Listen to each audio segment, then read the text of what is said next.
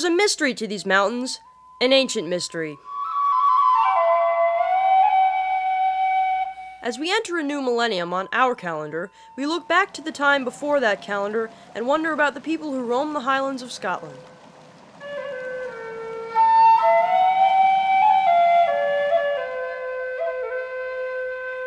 Their tale is made even more mysterious by the monuments that they left behind.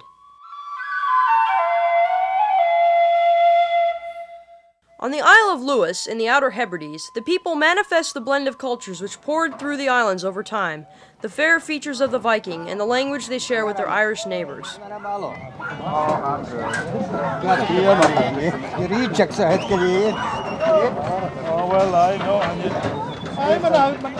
You see, they still speak Gaelic here. But very near where these people are working in the trade that is currently the mainstay of the islands, there is a more enduring legacy left behind by their ancestors. Gentlemen, can you give it a hand? Okay, as well. Please. Hey, sheep animals, these are males. Woo!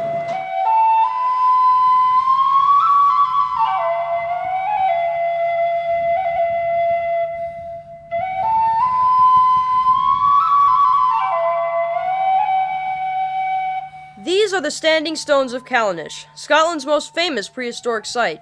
They are said to have been erected in 3000 BC.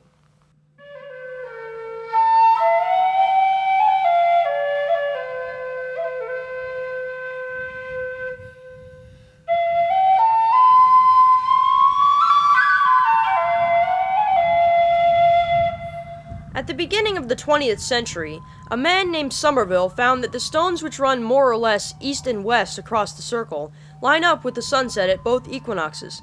He also discovered that the two stones on the outskirts of the main circle line up with the moon at its maximum or major standstill. Are they an astronomical map left here for future millennia?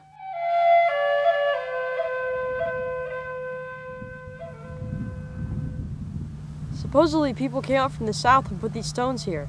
But let me let you in on something. It was aliens. Don't they look like monoliths? Arthur C. Clarke was right. Looks like the monolith in 2001. Well, okay, maybe not really aliens, but there is no consensus on who built these. Despite their age, interestingly enough, they are in the shape of a Celtic cross. Is that where the cross's circle originated? Of the prehistoric sites I visited in Scotland, Callanish was the most real to me. Callanish allows you to better associate with the people who built it and their culture because of its amazing design and complex facets. It also made me think of a progression, linking that culture to modern Scots. I really came away thinking that the Celtic cross got its shape with its unique circle from stones like these.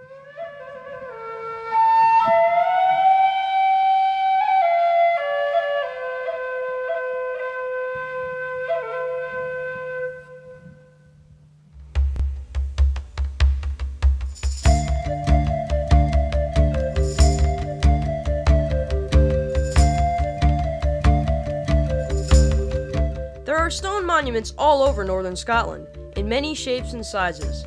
These stones are an ancient Druid temple. They represent a religion before Christianity, and they're on a hill overlooking the city of Inverness.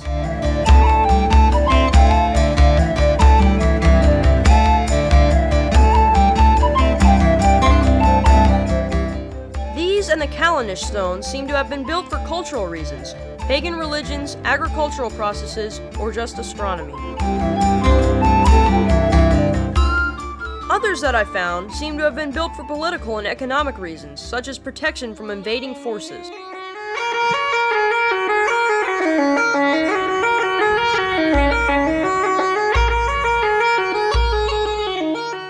This is a Pictish broch in the middle of Sutherland, Scotland. These are the original castles. As you can see, they're built with stone. And also, as you can see, there's ramparts around the castle to defend against other Picts or invading Vikings. With its ramparts on one side and a steep slope to a stream on the other, it must have been a difficult place to attack.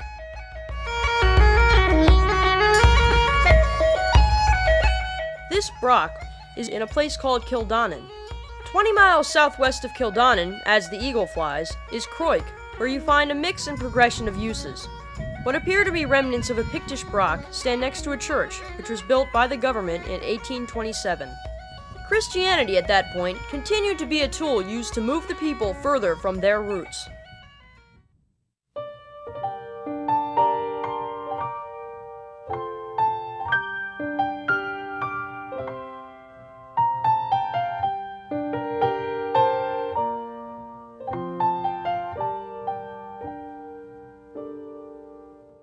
Christian influence in Scotland began on this small island Iona. The ancients called Iona a thin place. Those are places where the layer between this world and the next is thin.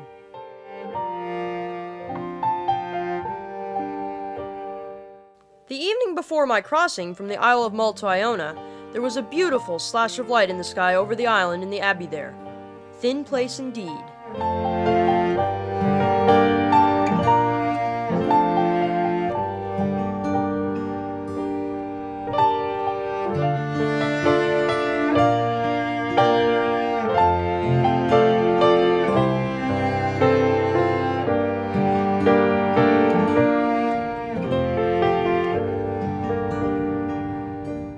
My pilgrimage from America to Iona took many turns and ended with a ferry ride from Mull, a big modern craft and a calm day. Not every day in this part of the world is as beautiful.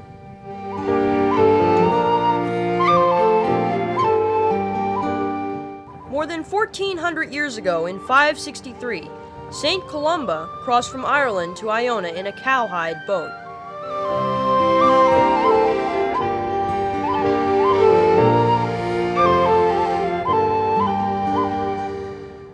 When St. Columba landed, he immediately set up a monastery to convert the pagan Picts in Scotland to Christianity. The site of this monastery, now called Iona Abbey, is still a place of worship for people from all over the world.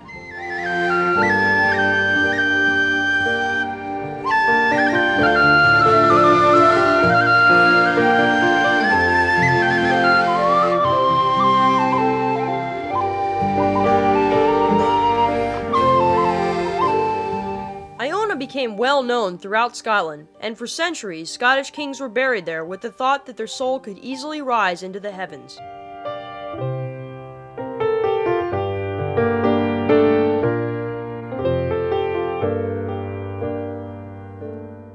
Though Iona is small enough to be traversed in one afternoon, the historical elements of the island are numerous.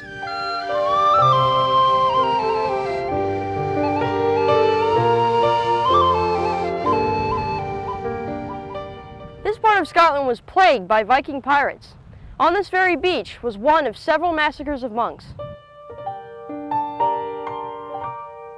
The base that St. Columba created led to the metamorphosis of the Picts into medieval Scots. The Christian ethics he introduced gave way to new European ideals. From the mystical powers Iona holds, we can see why the Picts would welcome this change. In fact, throughout my visit, the sky brought a sense of piety to my heart. Once Columba's monks spread through Scotland, history began to be recorded. But those ancients who placed the stones and built the brochs, their lives might always be a mystery.